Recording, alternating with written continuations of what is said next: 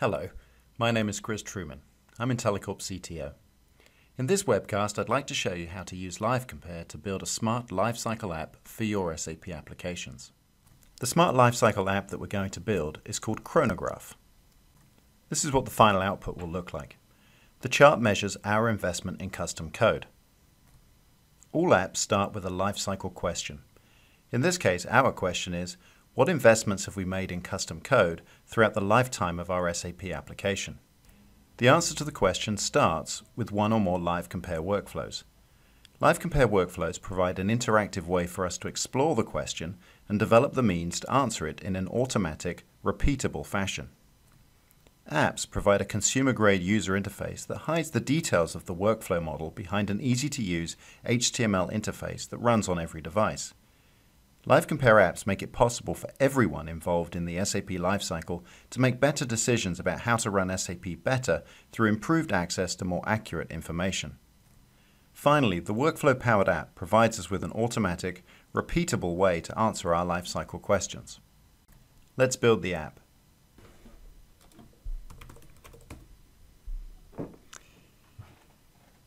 Our first steps in building the app are to create the workflows which allow us to explore the question, figure out what data from SAP we're going to need to help us answer it, and then assemble all the components and finally register it as an app. So let's start with the workspace.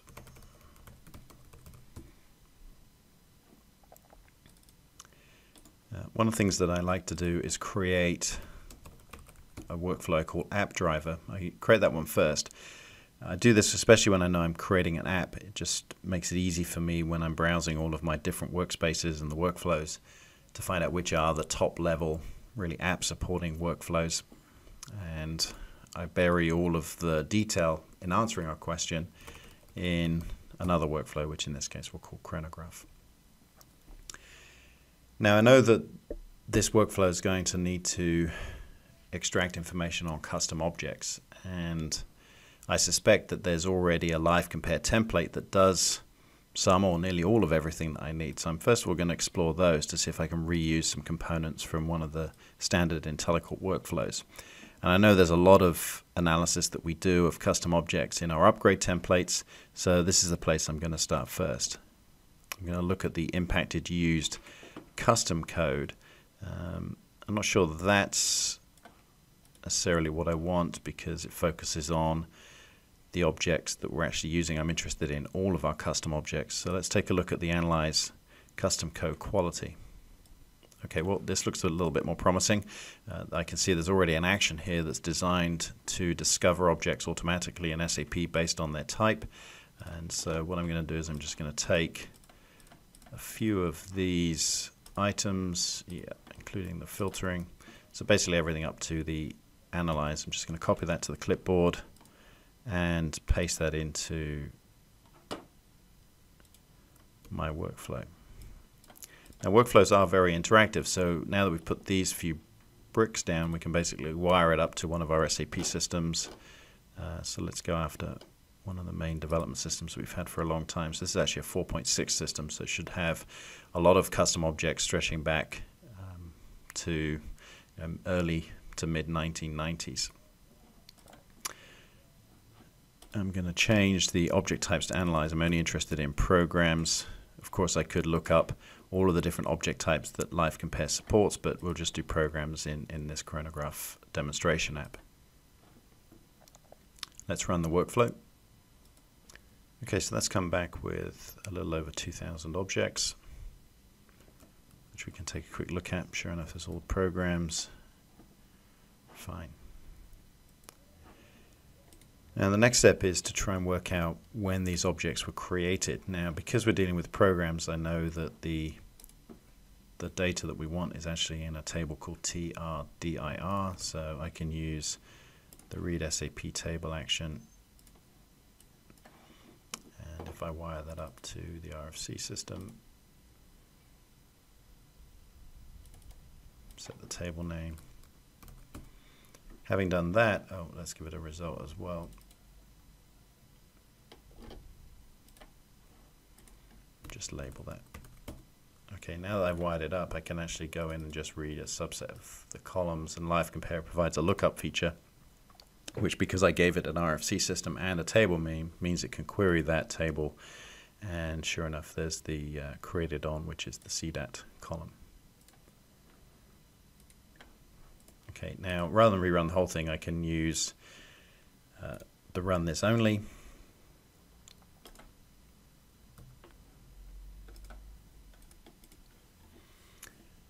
That's pulled all of the records back. I guess I could have used the rows to read filter, but I'm just interested in exploring some of the actions. So what I'm going to do now is use an execute SQL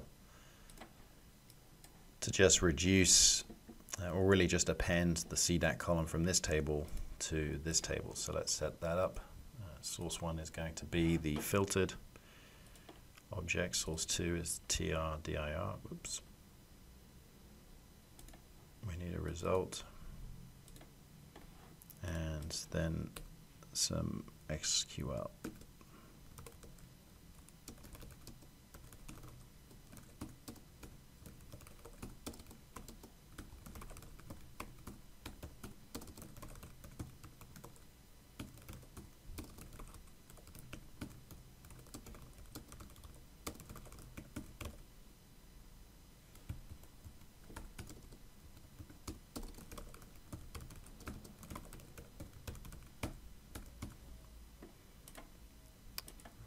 Let's just give this a temporary table name. Oops. Rather than cluttering everything with a result, let's run that one action.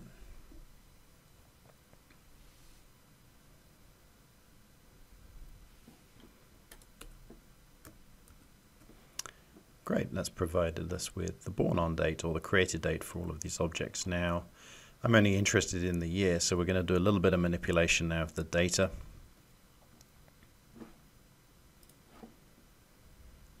I like to break it out into separate execute SQL action steps, just so that I can see the progress that I'm making towards the end state. So this one is going to take our table 10 as an input, create a new, let's call it table 20, and this time we're going to create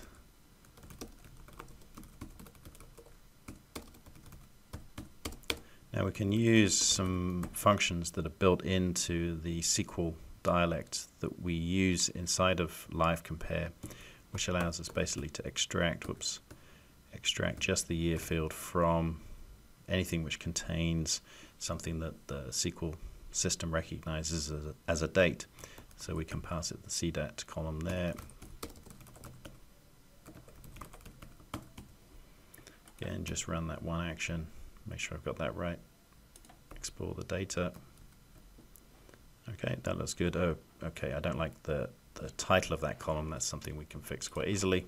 Let's just go back into the SQL and say this should be known as the CDAT, the new CDAT anyway. Actually, let's just call it 1, 2, 3, 4 Ys. Again, just run it, make sure it's doing what we want. Perfect. In fact, that sort of way of working, of creating an action, running just that one, modifying it, that very interactive approach is very common and certainly is encouraged by, and I think well supported by, the workflow model that LiveCompare provides. All right, now what we need to do is calculate some summary statistics. So I'm going to do that as another separate execute SQL action, which takes table 20 in and gives us a new result. Let's call this, just so I know what's going to come out. This one should give us the year and a count of the objects in that year.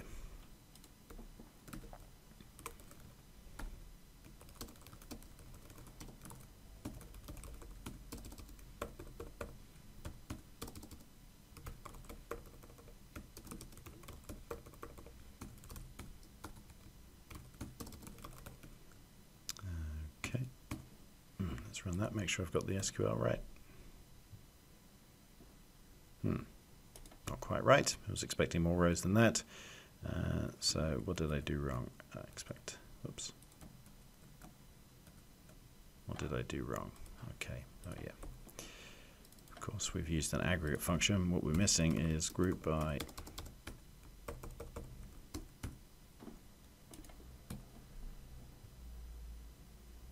That looks more promising. Alright, so we can actually see how many objects were born on in each year, but what I want to do is get a profile that basically accumulates those. So we need a little bit more SQL to create a rolling total. Again, I'm going to do that as a separate step. I'm going to take that as in, and the result will give me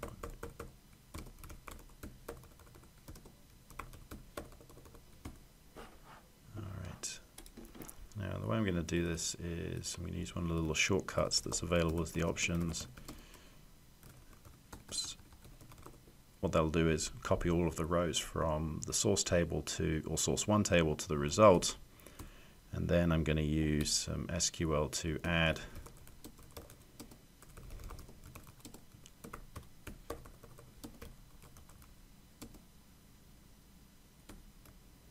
a column, and again, rather than go off and try and build all of the SQL, I can run that one action. Okay, it's got data in it, and then I can just look at the metadata to see that, yep, it's added my new column for me. Okay. Now I can add my other statement which says I need to update the result. I want to set the sum column equal to the count of that column where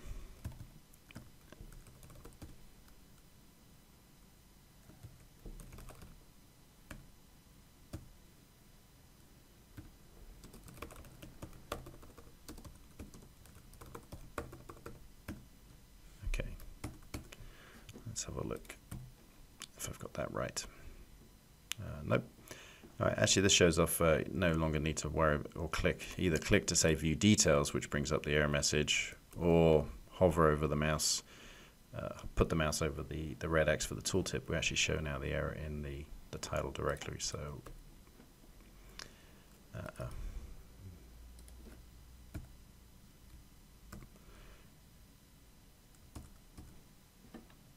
typo.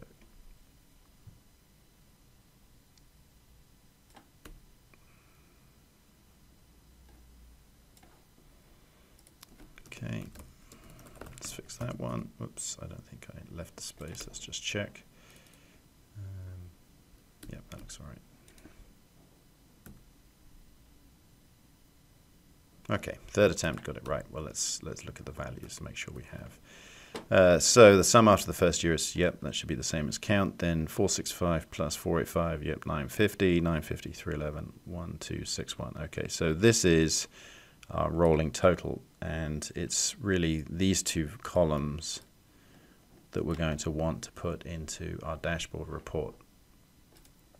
Now, the way I like to work, especially when I'm building an app, is really basically take use this sub workflow to compute the main results of the data, and then because sometimes depending on the workflows that you're building, this one could take a little while to run, and so while you're developing the dashboard and the reporting and you're running that workflow, you don't necessarily want to have to wait 3, 4, or 20 minutes or an hour while this workflow runs. So what I like to do is just I use a write data store temporarily to take the final output, which is this,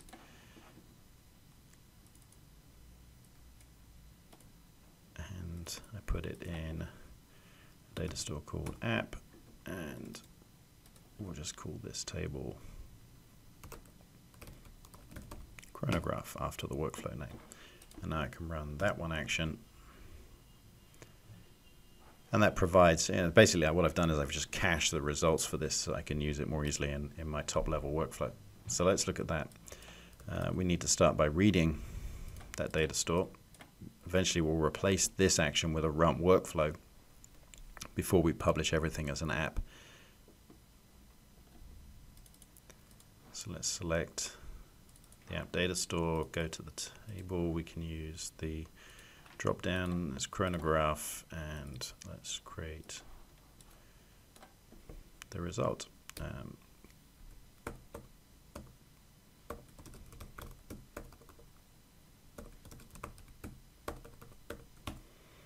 Let's just run it, make sure everything's working.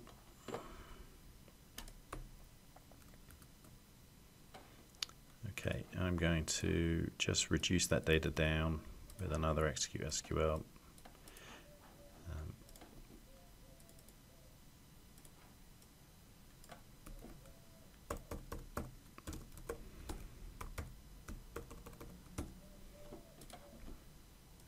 Source is this one, and we're going to use this SQL.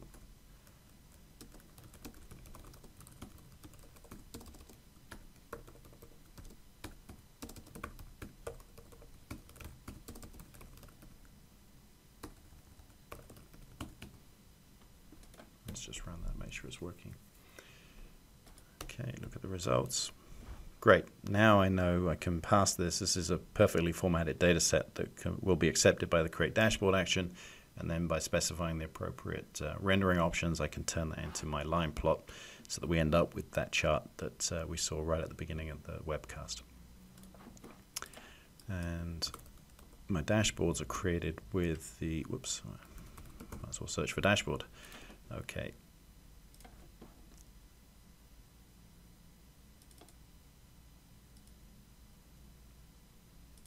Let's just wire up a few of these parameters. Call it the chronograph dashboard, and then we need our dashboard specification, which looks like that. All right. The way I usually work with the dashboard action, especially when it comes to the dashboard spec, because I don't remember all the options, of course I can pop open the help. In fact, an easier way is just to right click and choose help on create dashboard report and look at the dashboard spec, and then it describes all the options here. And there are many different options that affect the way the data source is transformed into a chart.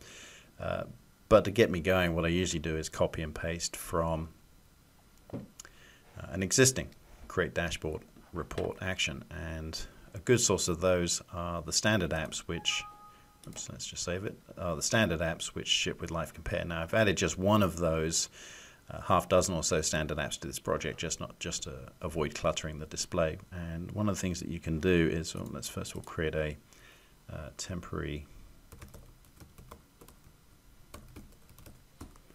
workspace. Is go back to the App Store, go into the app. You can basically rehydrate apps by turning them or copying them into a workspace. So what that's done is populate all of the workflows that make up the app, and so you can see again there's that top level app driver, so I know to go there, and that's where I should find the use of the dashboard report. Now, it's a more sophisticated app than what we're building. It involves more data sets, and you might have been wondering why usually I build my workflows top down, but in the app driver you saw me laying it out horizontally. And the reason I do that is because in most apps that we build, there are really two things that we want to show. There's the summary information, which are all the charts, but then we also want to bring in a whole bunch of additional detail which come across as hyperlinks in the additional resources section.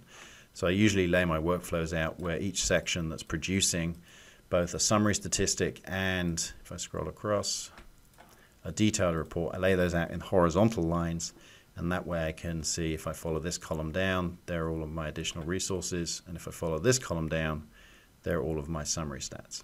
Okay, it's just a layout option that I like. So what I can use is I'm just going to copy this dashboard spec, go back to the chronograph app, and actually I'm going to delete that one and paste this one in instead. Let's just wire it up, dashboard spec. Okay. Now this dashboard spec will contain many more options because it's come from a workflow that's binding or turning lots of data sets into charts, but that's okay, we can just delete the stuff that we don't need.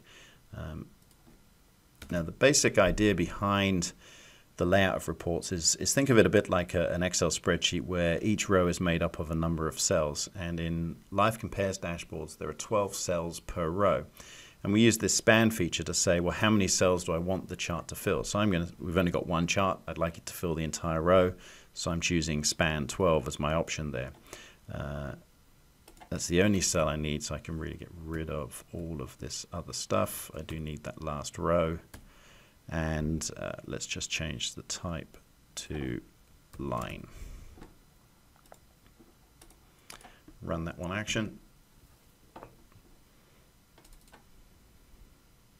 Okay, it's coming together. It doesn't look quite as nice as the one in the slide. We've got a little bit of layout work to do. I want to change the title.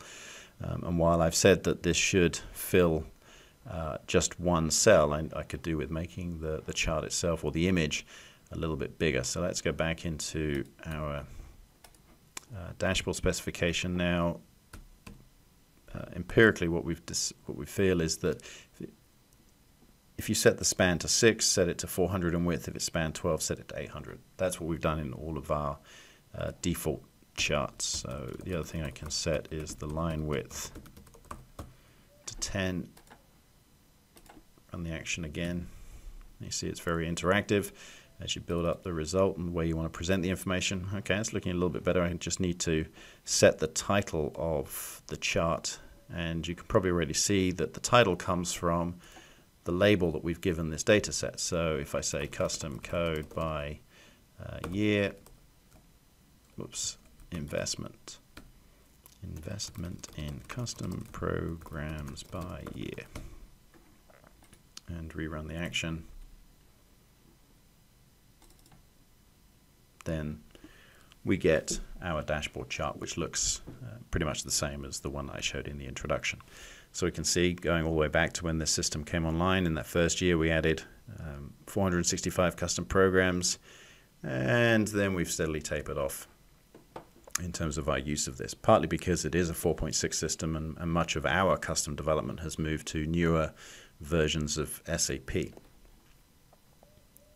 Okay, so we've got a workflow, but what we want to do now is make this available to everyone in the form of an app. And the beauty of an app is that it means nobody has to worry about the intricacies or details of this workflow model.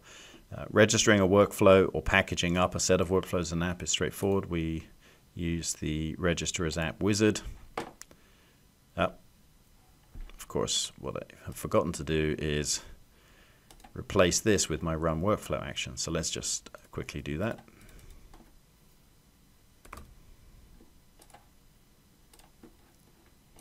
And I use the binding option to choose the sub-workflow that I want to call.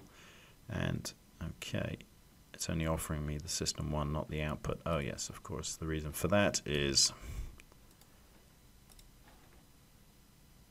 if you remember, I added the right data store. So the wizard is not giving me this data set as an option because it's not strictly an output only data set, because it's being used as an input here. So if I just delete, because we don't need it anymore, the right data store, save the workflow, go back into our top level, and now put the run and bind it, it should give me that data set as an option. Yes, there it is. I want those two.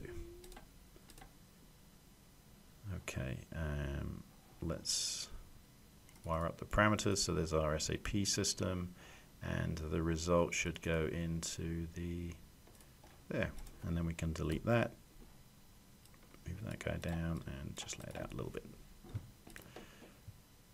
Yep, that's fine. Okay, so if I save that, now we can run the register as an app. That's better. There's my input parameter. There's my output, which is my report URL.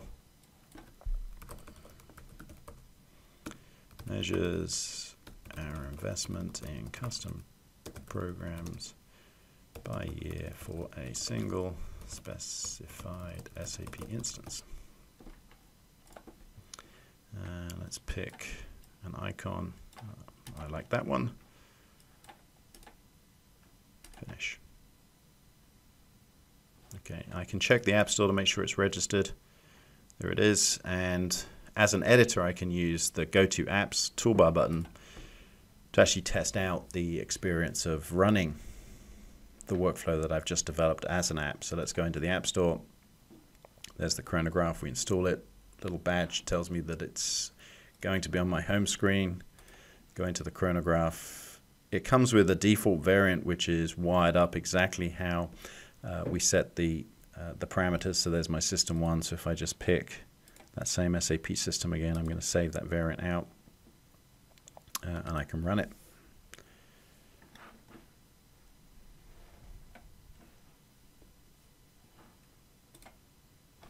In fact, while it's running, we can use the sub-objects of this app store to actually see what's going on. So I can see, oh, looks like it's actually run just in that moment that I decided to switch over. So let's do a quick refresh. Sure enough, there's the results. If I click on default variant, there's my chronograph results.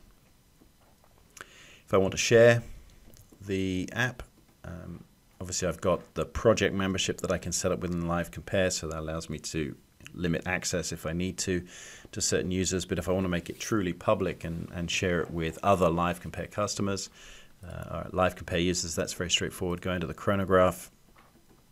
We saw this earlier with the copy to workspace, which rehydrates apps into a workspace, but I can export the app. And if I just download that as a zip file, chrono, whoops, and let's overwrite the one that I already downloaded. Okay, so now I've got a zip file which I can easily upload to the IntelliCorp iShare environment. And if I go into the LiveCompare group, files, the place to upload it is here in apps. In fact, the demo chronograph application, I've published it here so that everyone can download it and start working with it. Okay, so that's how to build a smart Lifecycle app for our SAP applications using LiveCompare. In this webcast, we saw how to use LiveCompare to build a smart lifecycle analysis app for our SAP applications. The chronograph measures our investment in custom code by its year of introduction. We used LiveCompare's flexible workflow modeling interface to implement the analysis and wrapped it all up in an easy-to-use app that runs everywhere. The chronograph app is available to download now from iShare.